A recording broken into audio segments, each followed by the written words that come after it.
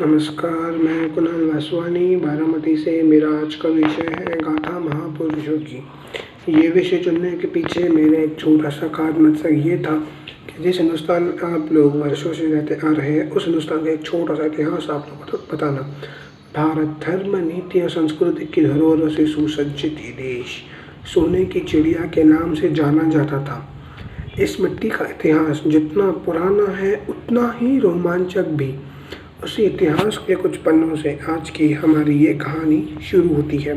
समय है आज से लगभग 600 साल पहले। भारत भूमि पर एक के बाद एक विदेशी आक्रमणी कदम पड़ते जा रहे थे। लक्ष्य केवल एक, भारत पर, उसके वैभव पर अपना आधिपत्य। पूरे संसार को शांति का पाठ पढ़ाने वाली ये भूमि निर्दयी आक्रमणों का रंगमंच बन चुकी थी। इस काल और प्रांत में भी एक राज्य ऐसा था जिसने हर संभव प्रयास बलिदान देना स्वीकारा, परंतु पराधीनता नहीं, वीरता और मिसाल कायम करता ये प्रदेश राजपुताना था। अद्भुत वीरता और लड़ाइयों के बावजूद आखिर लड़ाई राजपूत टुकड़ियों और विदेशी आक्रमणों के बीच थी।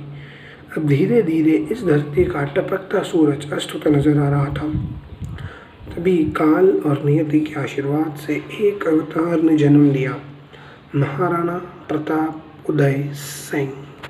महाराणा प्रताप उदय सिंह यानी कि सन 1540 में कुंभलगढ़ में जन्म लिए हुए एक मेवाड़ी राजा, एक ऐसे राजा जिनका अपने जीवन भर ये मानना था कि हमें केवल 3 लोगों के सामने अपना शीश झुकाना चाहिए। पहले हमारे माता पिता, जो हमारे सबसे पहले गुरु हैं। दूसरे हमारे इष्ट देव, यानी महाराणा प्रताप के इष्ट देव थे श्री एकलिंगनाथ महाराज।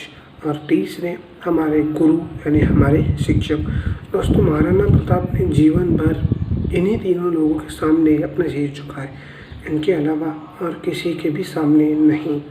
महाराणा प्रताप का ये मानना था कि हमें जो निश्चित कर लेते हैं वो हमें करने से कोई नहीं रोक पाएगा।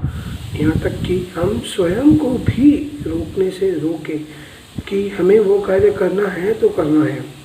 जब हल्दी घाटी का युद्ध हुआ, 80,000 की सेना लाया था अकबर अपने साथ। वो 80,000, ये 15,000। ध्यान दीजिएगा दोस्तों, अकबर के सेना में दम था तो राणा के सीने में दम था। राणा के सीने में दम था। राणा ने कहा था एक आदमी 5-5 को ख़त्म करेगा। दोस्तों, राणा की कही हुई एक बात उस समय लोग पत्थर की लकीर मान देते थे, और वही हुआ। अंत में अकबर ने अपनी हार स्वीकार कर ली। दोस्तों, जब महाराणा प्रताप का देहांत हुआ तब सबसे अधिक दुख, सबसे अधिक रोने वाला व्यक्ति था स्वयं जय हिंद जलालुद्दीन मोहम्मद अकबर। जी हाँ, अकबर। दोस्तों, अकबर का मानना था कि जीवन भर मैं उस शूरवीर राजा को हरा नहीं पाया। मुझे माफ़ कर देना हे मेवाड़ी राजा, मैंने तेरी शक्ति को नहीं माना। दोस्तों, अंतिम जाते जाते मेरी आपसे एक विनती है। 326 BC में सिकंदर भारत आया था। उसने पोरस को छल से हराया।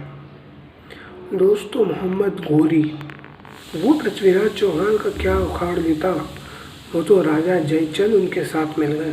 दोस्तों, ब्रिटिश वो तक हमारा क्या उखाड़ लेते, वो तो सिंध के राजा, ग्वालियर के महाराजा और हैदराबाद के राजा और कई अन्य दूसरे राजा उनके साथ मिल गए।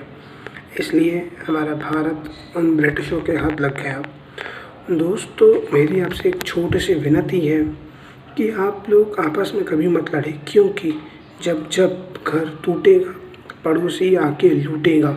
जी हाँ दोस्तों, जब घर टूटेगा पड़ोसी आके लूटेगा।